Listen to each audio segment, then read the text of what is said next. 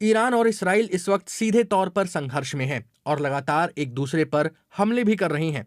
साल 2024 का अंत सीरिया में बशर अल असद की सत्ता के अंत से हुआ। सीरिया से बशर अल असद का जाना रूस के राष्ट्रपति व्लादिमीर पुतिन के लिए किसी भी लिहाज से ठीक नहीं था। अब अगर ईरान भी कमजोर हो जाता है तो इसे मध्य पूर्व में रूस के लिए बड़ा झटका माना जाएगा। रूस को लेकर कई तरह के सवाल उठ रहे हैं। पहला ये कि रूस ईरान की मदद क्यों नहीं कर रहा है। दूसरा ये कि अगर ईरान इसराइल से युद्ध हार जाता है तो रूस पर इसका क्या असर पड़ेगा। पहले बात करते हैं रूस के आधिकारिक रुख की। अब तक रूस ने इसराइल ईरान युद्ध को लेकर जो रुख अपनाया है वो अपेक्षाकृत संतुलित और सतर्क दिखाई देता है। रूस ईरान पर इसराइली हमले का विरोध कर रहा है लेकिन इसराइल के खिलाफ कोई मदद नहीं कर रहा। समाचार एजेंसी रॉयटर्स की रिपोर्ट के मुताबिक संघर्ष की शुरुआत यानी 13 जून को ही रूस के राष्ट्रपति व्लादिमीर पुतिन ने इसराइल और ईरान दोनों देशों के राष्ट्राध्यक्षों से फोन पर बातचीत की थी। पुतिन ने ईरान के राष्ट्रपति से कहा था कि मॉस्को तेहरान के खिलाफ इसराइल की कार्रवाई की निंदा करता है।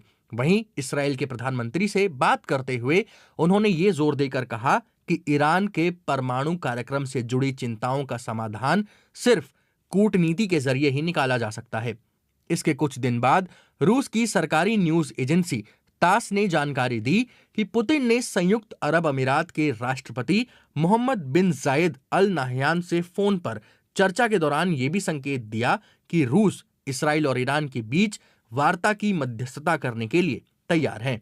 यानी अब तक रूस का रवैया स्पष्ट रूप से ये दिखाता है कि वो इस युद्ध में कूटनीतिक रास्ता अपनाना चाहता है, न कि सैन्य हस्तक्षेप। ऐसे में सवाल उठता है कि आखिर क्या वजह है जो रूस अपने रणनीतिक सहयोगी ईरान की खुलकर मदद करता नहीं दिख रहा है।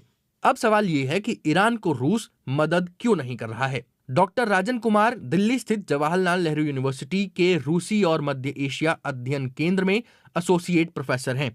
उनका कहना है कि इसका सबसे बड़ा कारण है कि रूस खुद यूक्रेन युद्ध में उलझा हुआ है और वो अमेरिका के साथ अपने संबंध और नहीं बिगाड़ना चाहता। डॉक्टर राजन कुमार कहते हैं, अगर यूक्रेन युद्ध न होता तो संभव था कि रूस पूरी तरह से ईरान के साथ खड़ा होता, क्योंकि ईरान अब रूस के लिए बहुत अहम सहयोगी देश बन गया है, खासकर सीरिया से रूस के हटने के बाद। दूसरी बात ये कि रूस को खुद हथियारों की जरूरत है, इसलिए वो ईरान को ज्यादा सैन्य मदद नहीं दे सकता। पहले कुछ हथियार जैसे ड्रोन वगैरह ईरान से रूस को मिले थे, लेकिन अब स्थिति उल्टी है, ईरान को ही मदद चाहिए। ईरान ने रूस को ड्रोन भी दिए हैं जो यूक्रेन के खिलाफ युद्ध में रूस के लिए अहम साबित हुए हैं। वहीं ईरान के पास आज भी रूस के कुछ हथियार हैं जैसे S-300 डिफेंस सिस्टम। अब बात रूस की चिंताओं की। शंघाई सहयोग संगठन यानी SCO और ब्रिक्स जैसे संगठन ईरान के समर्थन में सहयोग के लिए आगे क्यों नहीं आ रहे हैं। ईरान तो इन दोनों संगठनों का हिस्सा है। इसके जवाब में डॉक्टर राजन कुमार कहते हैं कि इन संगठनों में सहयोग राजनीतिक और आर्थिक स्तर पर है, ये कोई सैन्य गठबंधन नहीं है।